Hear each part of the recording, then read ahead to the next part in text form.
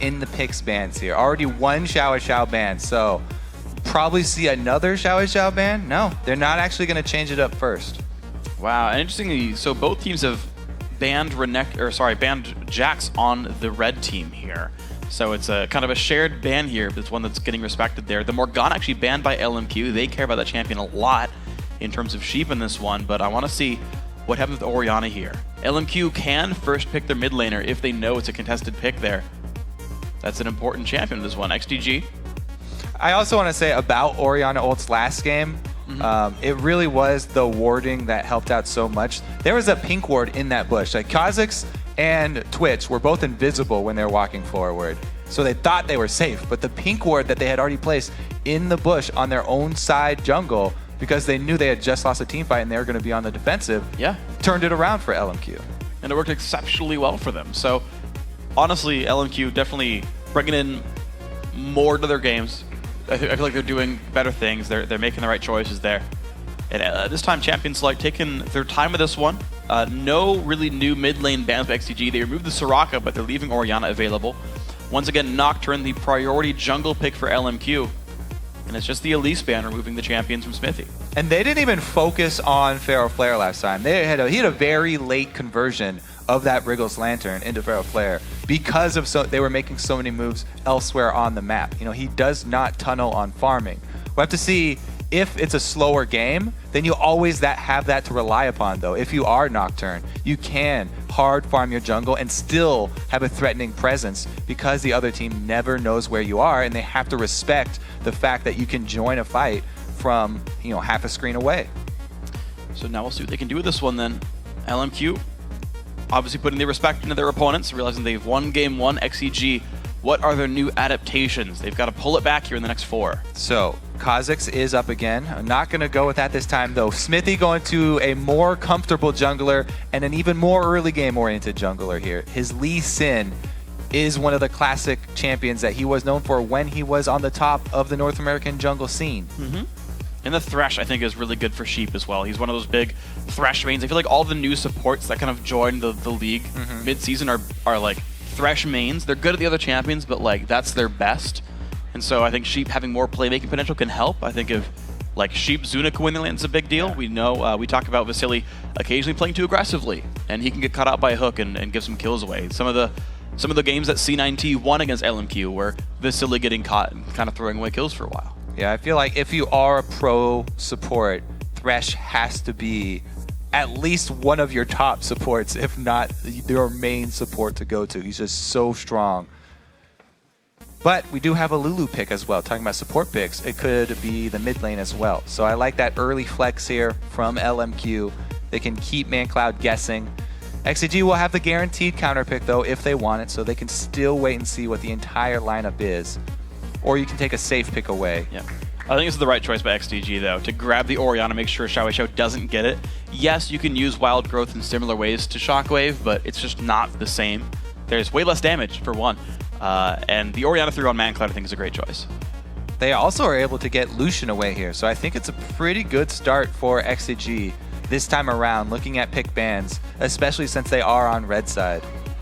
Now it's LMQ grabbing Twitch for themselves though, and they might just switch the Lulu down into the bottom lane, hovering on Twisted Fate right now, giving LMQ even more playmaking, and it is going to be mid TF here, so support Lulu is the grab, and double globals plus Twitch stealth. Now, I like Twitch plus Lulu because coming out of ambush with all that attack speed, he gets even more pick shots, and it adds a lot of extra damage there. Plus, they have the 2 globals that can support this bottom lane. So this time around, with LMQ running the Twitch, they've got so many weapons that they can use to feed that Twitch as early as possible. Literally every other champion on their team can join the party bot lane. They've got a teleport top, a jungle Nocturne, and a mid TF. Every single person on LMQ can do something to help Twitch get fed. And what I really like about Twitch Lulu as well is that Help Pix is invisible when he's invisible. So you can Glitter Lance from nowhere. You can't dodge that spell. You get guaranteed ambushes. Get another extra slow so that he can slow you forever if they catch anyone out of position. Yeah. It gives you really interesting lane movements as well, because anytime Twitch turns invisible, you're like, he could be on top of us with ambush and picks. You gotta be worried about that one. Top lane Mundo gets brought up here for XDG, so a different look there for Benny. Going to be the safe reserve top laner who will join team fights a bit later on. So that signals out that they probably will not be making that early action from Smithy focused to wherever Benny is. Mundo probably going to just be farming, trying to use his teleport to get to that mid game where he spikes up. Meanwhile, Smithy is really going to have to get one of these other lanes going. Thresh is always a great support to gank for, even in this heal meta where they're running usually double heals down bottom. Yeah. You can still make a lot of things happen with Lee Sin and Thresh. There's this ridiculous playmaking opportunity there. Yeah, you can safeguard to a lantern, kill a bunch of things as well. There's absolutely, I agree. There's a lot of room for moves here. So as the teams take to the Rift, remember to head over to Twitter and let us know who you think's going to win. Tweet at LOL Esports, use the hashtag LMQ win or XDG win to cheer on your favorite team in this one. And I want to see this comp play out for LMQ because I like the triple global in a way. The fact they can just show up anywhere, whether it's a Twitch's lane or just mid lane or wherever. I want to know how that plays out because we talk about whenever you're running globals on a team, like a Shen, a Teleport, a Twisted Fate, you say, yeah, gank the global. Well, which one? Yeah. Because someone's going to show up anyway. Go to the source of the global. Oh, God, they're everywhere. Yeah. Gank all the lanes at the same time. What really I'm looking forward to seeing, though, is the mid game from LMQ, because we said they had great communication last game. If they're running with 3 globals in a mid game where all of these turrets go down very quickly, then there's opportunity for them to really snowball in the mid game and get ahead there. And you got to wonder how well can XDG time the cooldowns, because they're all going to be very apparent. When Nocturne has his darkness, you just say, okay, guys, 3 minutes from now, it's back up. Let everyone know this one. And we'll see how the coordination stacks up. XDG on the red side. How well can they make this one happen? Ruby Crystal start for Benny. He's going full tank status, but that's no surprise. Moore still opting to go Ignite here, not on the support train, everyone doing double heal. He likes that kill potential, and they are going to keep it down there. Ooh, this is a much closer level 1, though. Both teams grouping up to fight over the top side of the jungle. All right, they're going to get spotted out by the ball. LMQ knows they see the ball, though. They saw it disappear, so both teams are aware. It's going to dump. Thresh is right behind them, though. And the gold card timed out, but looks like this is not going to be a push-in for XDG. They got their deep ward down. Need to back out now. There's no way for XDG to sweep it. They just know the fact that a ward almost definitely went down. Okay, so a bit of information gained. Sheep's ward, unfortunately, not very useful for his team anymore. That was watching the blue buff invade. It didn't happen. And you can see LMQ rushing down to the other side of the map. They saw XDG above them, so they're not scared about face checking around their own red right now. Ooh, are they going to late invade the blue buff, though? There's a preemptive ward from XDG, so if they do, it will still be seen. Minions have spawned. And it also looks like XDG once again are opting into the lane swap. So these guys wanting the 2v1 at every single game. So a lot of that does have to do with trying to secure the early buff for their jungler and make sure that they have a good early start. Basically, this is the lowest risk that you can go with as a team. Defensively warding one side, invading the other. Yeah, a couple of brief faces come out. Looks like XDG feels pretty safe with this one. And they just watched LMQ walk through their pre-ward near the blue buff. So here we go, the buddy system. Blue buff going to be grabbed up on both sides for this one.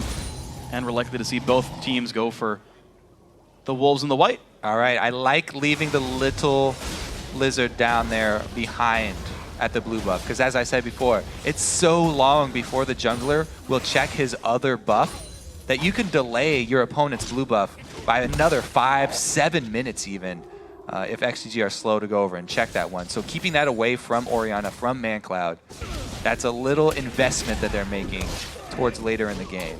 And they still, both of these teams actually this time around, going with the 1 buff, 2 small camps, everybody level 2, second wave shove. Shouldn't be as poor of a start as last time for XDG. All right, here we go. LMQ, 4 men strong. The Nocturne Q comes out, Duskbringer. Giving him a bit more damage. It's going to be pretty safe for these guys. Wave Clear comes out as well. This smite's happening. It's going to be a 3-minute turret. Roughly at the same time, actually. LMQ, I think they're, 1 second slower than before. XDG, though, actually getting their turret down. They're only 7 seconds behind in this trade, 8 seconds behind. You're going to keep them move forward. Yeah, much better than last time. We have to see, though, with no jungle support, the mid laners are left to their own devices. And ManCloud getting the early shove here on TF. Yeah, and a pretty moderate to decent minion lead as well, dodging the cards away. And It's going to be a bit of a lane lead there, but tier 2 turret under fire. LMQ getting the better of this one already. Down below a quarter. This will be falling rather quickly. The recall is actually started by XDG to defend the inhibitor. But this will be an equal turret trade. So this game's starting out much better for XDG than it did last time. Yeah, and the recall not stopped this time for Smithy, so they get 2 people back and they will be able to defend it. LMQ just shoving that wave all the way into the turret to make sure that it does not get frozen too deep there. Right now they're making a move for Dragon. The early Dragons have cost all the teams that have gone for it, but this time around it would only be 2 members of XDG that would collapse, the Lee Sin and Mundo. And they're not making the move early. Dragon aggro, they're trying to juggle it. They're not avoiding that much damage though. They're still taking pretty much full damage from Dragon. Okay, let's see if LMQ pays any cost for this though. Instead of recalling, getting their items back, getting to lane in time, or getting any farm, they go for Dragon. So that's going to be 625 gold, I believe, is the base Dragon value. Something around that, 650. And so now I want to see what they can pay after this one. Xiao Xiao's already recalled, got back to lane. So basically the biggest difference there is that Mundo was farming minions earlier than Shyvana was. So since the LMQ wave was pushing against them for this top lane, Shyvana, will be a level or so behind Mundo. But the rest of the team gains all that global gold from Dragon, plus the all-important timer for the right spawn of the second Dragon. Yeah, very important for these guys, because that one around, what, 1040 in the game is going to be rather important for that one. It'll be worth a bit more gold, more experience, all that kind of fun stuff. Xiao actually getting very much zoned out of this lane. He's got such a little ward coverage, he's got to be afraid of Lee Sin. It looks like he's just playing as far back as humanly possible. And they've actually even opted for solo farm here for Vasily on the Twitch, going with that large wave, and they switched Shyvana down to defend their turret in a 1 versus 2 situation. And they actually had more running around, making sure that the buffs had been cleared properly. I don't think he checked the wolf camp. That one's still actually partially cleared.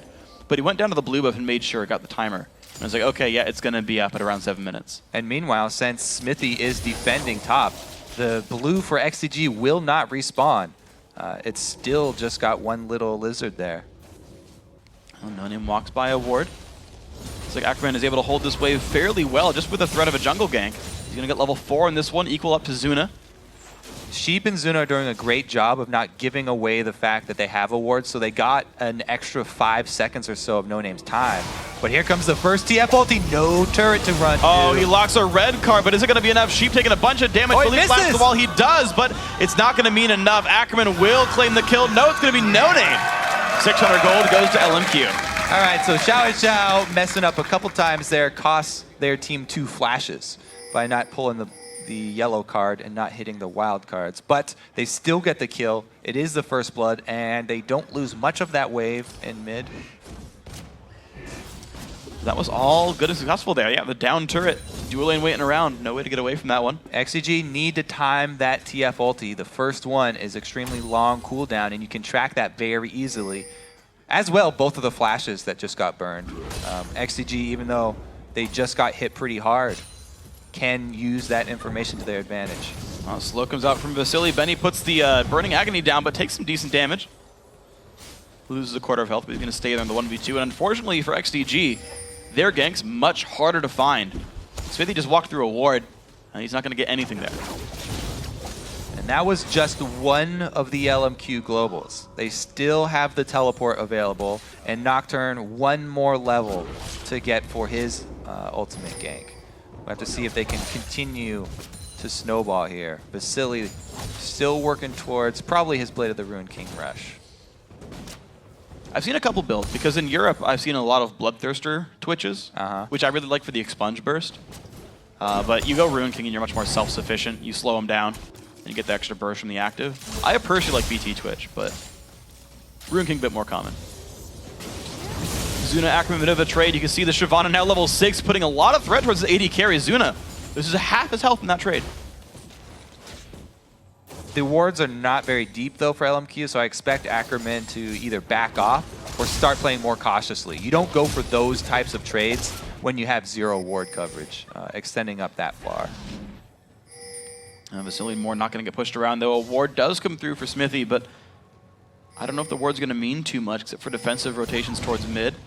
Ackerman kills away a pink ward, makes sure his team retains control over the jungle here. Looks like LMQ going to hold the mid lane for now. They're going to leave Benny in the top side. Dragging a minute 40 away, so it's just LMQ showing up to hold waves for now. The ward placed by Ackerman will see the rotation from Sheep over down bottom. And he does have his ulti fully charged up, so he could jump over the wall. Not too dangerous for him. They're just really letting Mundo shove the wave into top. And let's see, they'll probably be feeding that gold over to Vasily once it gets close enough. We're going to see Xiao hold the mid lane for now, so bit of a lull as we wait for Dragon to come back up. They're actually opting to feed more money into their Shyvana here. One of the interesting things about this patch and the way that so many 4 vs 0 pushes play out is you get to choose who gets more money on your team, and LMQ want a tank. So they're funneling more of that money into Ackerman, not too concerned about the early Blade of the Ruined King from Twitch. And that is going to be his build, though. Adds the longsword. Also rushes the Zerk Greaves, interestingly enough. I'm surprised to see that, but it will give Vasily more movement. Maybe he can find some more amateurs that way. Yeah, I'm interested to see who, towards that mid game, they are going to have shoving versus Mundo, because a full tank Shyvana doesn't have the advantage over Mundo like the Blade of the Ruined King Shyvana does. Well, see, attempted ambush. Vasily gets some good damage down, pushes Man Cloud halfway out of the lane, and Xiao and the rest of the team show up there. So just the half HP. There's a TP in the flank, though. The fight's going to start for XDG. Benny pops ulti. Hook won't land, though. Now the push in towards more. He's level 4. The Fear Tether comes out. It's going to force XDG away. 2-man shockwave. But there comes Ackerman. The retreat comes through. Nice stun lands onto a Smithy. Will the fight continue? Looks like XDG being forced away rather quickly. Zuna, level 6, trying to put damage through. Gets stunned again. 200 health under the turret. Nobody goes down, but everybody really low for XDG, so that fight will win them the mid turret. Briefcase is not going to do enough damage. Dragon's seemingly immune for that one. And mid turret is hard fought and earned by LMQ. Now, LMQ did a great job of kiting that back. It was XDG who got the first 5-man around mid, and they were trying to press the advantage, but a great Glitter Lance and a great gold card, LMQ are able to kite back, and even though Mandatory Cloud does land a shockwave onto Twitch, nobody's in position to follow it up. So, nothing gained for XDG, but LMQ well in control. Dragon goes down as well by them, around 11 minutes. And this team is certainly in control. The fan vote, actually even more now in LMQ's favor. They've realized just how strong this team is. Hype is pretty real for these guys. I mean, last time around when LMQ were running Orianna into the Twitch and they were landing these shockwaves, there was so much backup damage to follow up the shockwave. But this XDG team does not really have it. The Lee Sin and the Mundo are not great at diving in. Lee Sin has to get a clear shot to get his Q in onto Twitch, and he hasn't been able to do that. It's very hard for them to get extra damage back there without just Mandatory Cloud, Shockwave, and Dissonance. So Vasily, even though he does get hit, he didn't have to worry too much. He still has heal, and he had the rest of XDG on the run. So not really the same situation that Zuna was in when he had a Shyvana and a Nocturne diving right back into him when he got Shockwave. Exactly. You press R and click on them, and you're going to be like, oh, they're on top of the AD carry. Mundo gets Glitter Lance, and he's just kind of sad for a while. So mid lane, a little bit under siege, but LMQ able to defend pretty properly. Smithy trying to make plays. Has a Blizzard Elder, but not getting enough. No Name sweeps the ward away. He's safe for the team. Ackerman in the wings right here, looking for maybe to make a move in. Get the defensive ward. Smithy spots blue. He's actually going to go for this one. He's got a little bit of backup. They see Vasily down bottom. That's why they're forcing this, because they know, once again, we have numbers advantage. We want to press it when we have 5 vs 4. There's no way Vasily can get down here. And yet they get chased off their blue because they don't collapse all at the same time. Gonna go for the battle anyway. Q comes out, smited, picked up by Smithy. Sheep cannot land hooks this game, though. All right, so they took the blue, but there is a large wave shoving down bottom now that Vasily just cultivated over there, and he's joined the rest of the team now. So XDG are probably going to have to recall in the near future to deal with that bottom wave, which will give LMQ control of the map for the next 30 seconds, and they can get their ward coverage out there. They can start clearing away the pink wards and try and get some of this vision from XDG down. Well, we're going to see if LMQ can keep that pressure going. Blue buff goes over to Man Cloud. So a buff lead for XDG for sure, but is it enough to win some fights and actually earn their own territory back? Because LMQ are the team that typically turns the screws quite well and keeps the map under control. How long do XDG wait? Ruin King under 1,000 gold to go till Vasily has it. Bloodthirster still not picked up yet for Zuna. He's actually going to be taking minion waves back towards his inhibitor. So it looks like XDG happy to make sure farm goes to their AD carry. Whereas a bit more of an even split for LMQ. Yeah, LMQ haven't been able to do much with this small opening that they had where they know that one person from XDG will be in the bottom lane farming. This game is so much of this sort of push and pull where each team gets to shove up when they have a minion wave. And once they crash into the turret, then it's the other team's turn for their rebuttal. And LMQ, they were not able to get much vision down or clear any out, actually. Nobody's still walking into that small bush and finding the pink. So Ackerman set up the top lane, but no one's going to go for it. Benny just holds this one back, and the lane goes back to neutral here. Bottom lane pushed out as well. Zuna's going to recall. Should have, I'm guessing, BT and Zergs. Yeah, probably. Get that early power spike. As well, the early power spike here from TF, the very popular build for North America, has been rushing Morel and Omicron. The early power spike as well as extra cooldown reduction for his ulti. Yeah, it's a wonderful build. We haven't seen it since the first time, though. So right now, the Morel and Omicron not doing a lot for him, just adding some ability power. He is fighting 2 summoner heals and a Mundo, so it'll help for that at least. Uh-oh. Hook's gonna, oh no! Miscommunication, I don't know. So that's not something that you actually talk about, but it's something that you have to play with the person for a longer time. Yeah. To sort of get on the same page there. Smithy did not look pleased for that one. Yeah, that was just... I mean, I guess you can sort of expect that Sheep will be going for those hooks if you play with his Thresh more often. Yeah. One thing I've learned is you just like yell when you're going for an ability. Like, I'm hooking. He's like, oh, okay. Yeah. Or you can do those split-second call-outs. Yeah. Ooh, Shotgun hits on the Moore down to 1/3 health, but no that's follow-up. a big cooldown that they won't have for a team fight now, though. And it was on the support only. And no catch comes through in that one. ManCloud with Athenes. Not a crazy cooldown, but yeah, it's down. Oh, yeah, on the bright side, he also had blue buff. So blue buff plus Athenes. Going to help out there. 55 seconds to go. Won't hurt him too bad. But yeah, it's the small things that they don't seem like they're quite on the same page for XDG. LMQ, though, we haven't seen any action from these double globals. We have very little action. We had single global. Towards the mid game here, where I thought they're going to be making more moves after they get all these turrets down, they haven't used them yet. Yeah. So now is their opportunity, though, because TF, he can get half a map up there. He's going to have to walk all the way back to mid. But a good shove with the wave onto top here for LMQ will award them one more turret. Well, nicely done by those guys. 4 turrets to 2 right now. ManCloud not going to get much done in mid. Minions actually successfully dodged those cards better than most players would. Like one got hit right there. That was an excellent play. Yeah, I don't know. Xiao has not been looking like he's mastered TF so far this game. Yeah, he's a card adept. Here we go. Kills those ones out.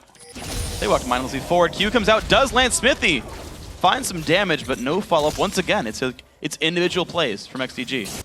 That's all they're finding here. Here we go. The second dragon fight.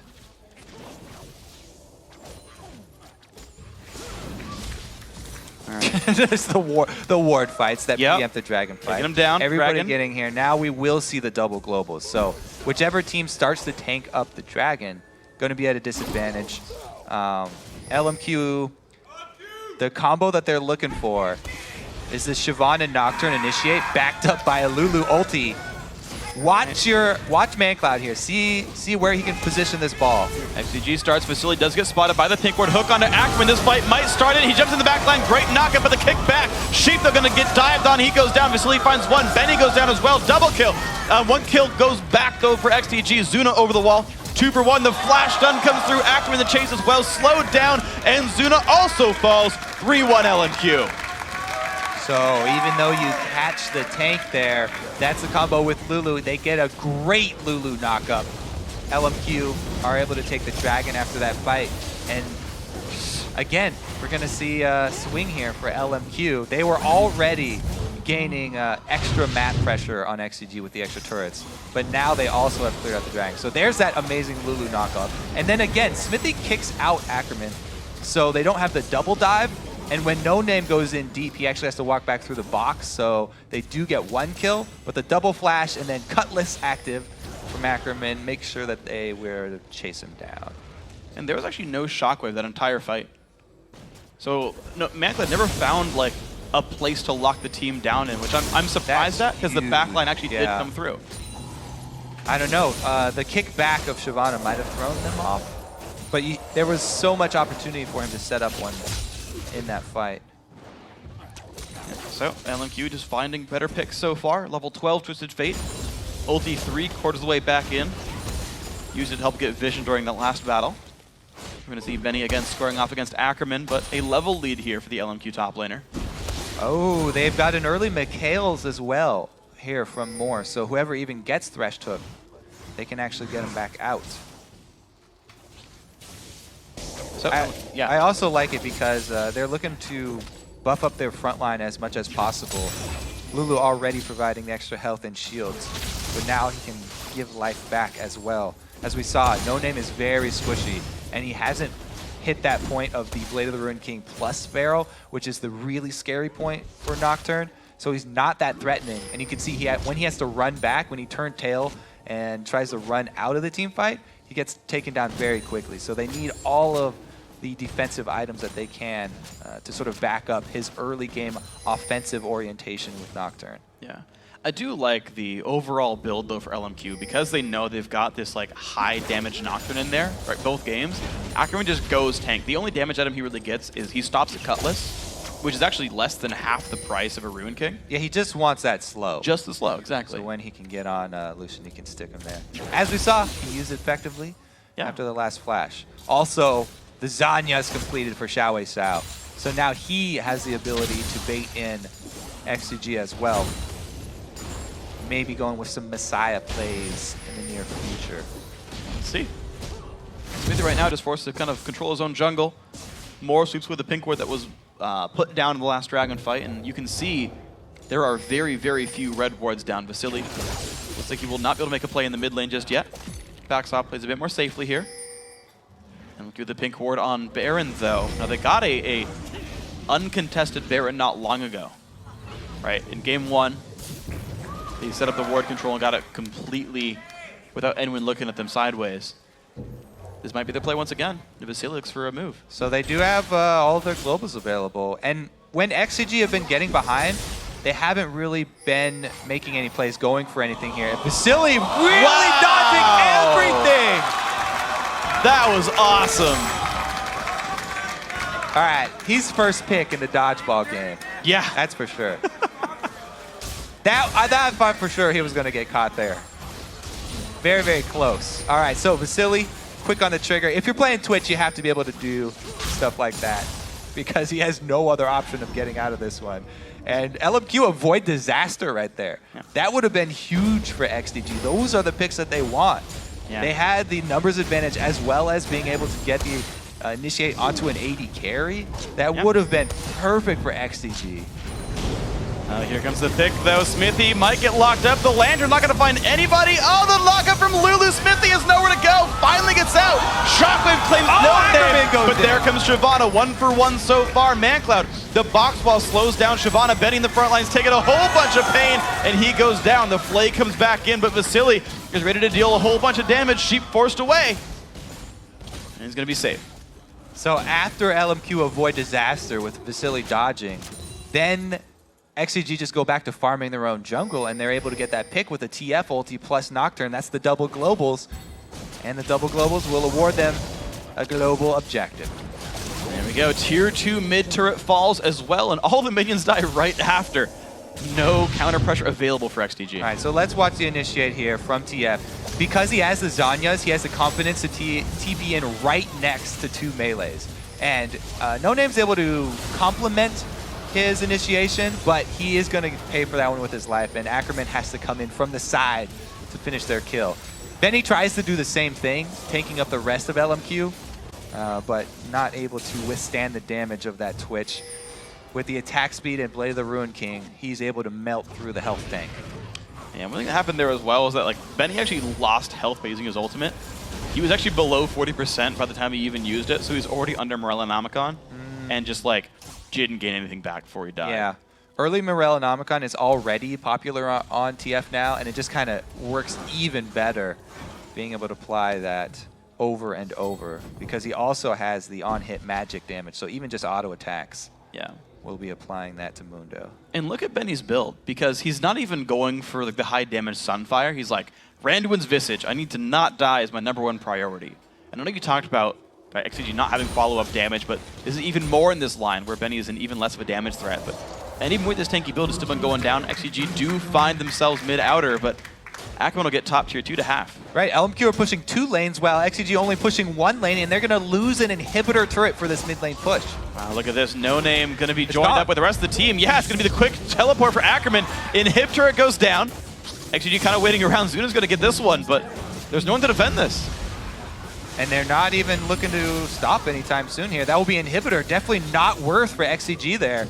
There's all 5. Oh, Vasily. they can't finish it though. Vasily gets out of his invisibility.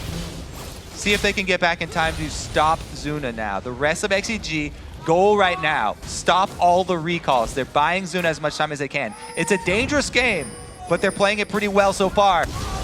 TF ult, is he going to go for a mid? He's going to go for the team fight. They're going to go for the 5v4 in the base. Can they find much? The disengaged Mancloud tries to stay alive. Down goes Benny. 1 for 0, 2 for 0. Can they make it 3? Well, at least they get the inhibitor already. Yeah, that's why I was calling it a dangerous game. TF can turn it around instantly. Also, No Name able to fall back up, and they can just take your Nexus turrets, even though Zuna's getting the inhibitor. 2 versus 5. The shockwave lands on a 2, but is it going to be enough? Mancloud finds the kill onto No Name. Ackerman kicked back, but turret #1 is gone. Zuna is going to recall, and LMQ actually, they get the 1 turret for it. So taking just 1 Nexus turret, not that big of a deal. It's actually a pretty good trade to go for that inhibitor and exchange just 1 Nexus turret there for XDG. So they commit to it, and because of a great shockwave from Mancloud, they're able to defend. XDG went -1 kill and went +2 turrets on that entire trade. Actually, Also, XDG won -1 that trade. Dragon. True. All right. Continue Four the equal here. formula. Yeah. +1 Baron? Question mark? Uh-oh. Uh-oh. XDG going for the Maybe. early Baron. They hook over. Can they get the Lantern? Smithy does not have a Feral Flare, though, so this isn't a super fast Baron. However, they should be able to get it because of LMQ's commitment to the Dragon. XDG trying to make the comeback move here. LMQ are making their way over. No Name's coming. They got the wards down, but looks like XDG Volcan with this one. Baron goes down. They're going to be safe, but they're down 9K. So this time around, XDG are the ones who trade, and they get the Baron for Dragon. LMQ actually got the benefit of that last time. Good move there from XDG. We said they needed to take more chances, and that was definitely one that paid off well for them. That was very big. They've got to hold on to this, though. Both teams missing an inhibitor, so minions are going to do really crazy things to the map. And the question now is, which team can react better to the map situation? Minions flood in on either side. Baron buff is on all of XDG, though. And it doesn't really make up for the gold deficit. It's close. But the stats on Baron still actually put XDG arguably weaker in a fight. The thing is, LMQ don't have a great sieging team right here. They have Twitch, who sitting in one spot, it would be very dangerous for him. LMQ are all about catching people outside, out on the map, in Summoner's Rift, far away from their base. But there's nothing to draw XDG away from their base. The Dragon was just taken, the Baron was just taken. So XDG can just turtle right now, and they can farm up. They can get to a little bit closer to that late game and try and make the discrepancy of cash a little less impactful. Looks like no catch there for XDG. It's interesting to see the kind of situations that LMQ can put themselves in compared to the ones that XDG can, because of the fact that like Twitch is like way pushed up with no one around, but they've got TF. It's safe for LMQ to do this. So they've got Zuna down bottom. This is actually a 4 versus 5, and LMQ can force around an outer turret. 4 versus 5, they're fine sieging up. TF going to shove middle and come in with his ulti if they get a pick. Smithy wants it though, kicks in, Vasily gets knocked up by Lulu though. Here comes the fight, more is low. Mancloud goes down right away without getting a shockwave down. Here comes Zuna trying to turn it back around, but it's a 2 for 0, 3 for 0 so far. The dive still comes in, No Name forces the flash out of Zuna. It's a great team fight, LMQ. Kick in Vasily, and there's no damage follow-up. There's a red card anyway. All right, he wants to get rid of the red. Ooh. Smithy with the okie doke, but their base is being destroyed right now. So, and Xiao Xiao's not giving up on the chase either. He's still hunting them. Well, it's still a 4 versus 1 though. It's going to work quite well. LMQ going to find an inhibitor number 2 on this one. And Xiao Xiao's still on the hunt. He got him. Smithy. Oh! Bottom hit has respawned, which means the mid inhibitor for LMQ also about to do the same. LMQ walk away from this one with... Oh, the pink ward is actually going to take the hits for Smithy. Good guy, pink ward. Whew. Good guy, pink ward. Smithy makes his way out. But LMQ now up 12,000 gold. Very much an advantageous trade for those guys. Yeah, I mean, they go for the initiation. He got a great kick onto Vasily inside, but there was 0 damage to follow it up, even at the turret.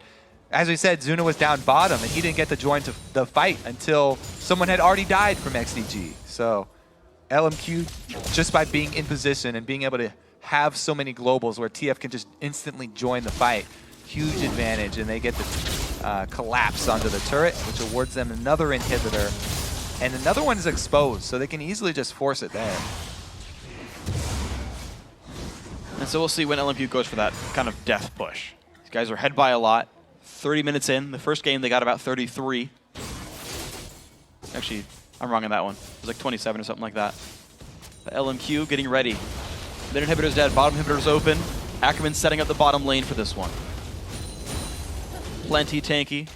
Randuin's Banshees, and just the Cutlass to make sure. So they're not even 5-on-5 forcing a fight at this inhibitor. They're still playing to this global team here, spreading out and making sure that XDG have to commit to one side, in which case they can all just jump on that side. Well, attempted wave clear from Zuna, but it's not going to be enough. Tier 2 turret top lane goes down. There's only 2 turrets left on the map for XDG. Top inhibitor and 1 Nexus turret. ManCloud right now on defense. Zuna backing him up. Benny soloing the bottom lane, but LMQ, they are ready to siege this one. No Name and more, and Vasily take the top lane. Xiao holds mid, and Ackerman to the bottom.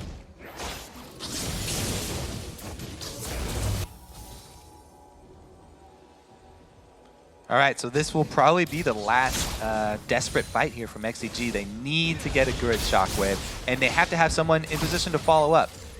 We've seen either Shockwaves hitting Twitch or Smithy getting a Q on Twitch. We haven't seen both of them at the same time, and that's really the formula for XDG success. See if they can find it. Dragon 35, Benny loses a lot of health. Actually, Xiao taking a decent bit of damage. Ackerman too. Looks like the split post siege not really doing much. Maybe it's the bottom of the ManCloud takes gigantic damage. There's the jump in from Nocturne, and down goes ManCloud. Well, TF no Volt comes in. More is low. Vasily pushed away. This could be bad. Briefcase flashed away.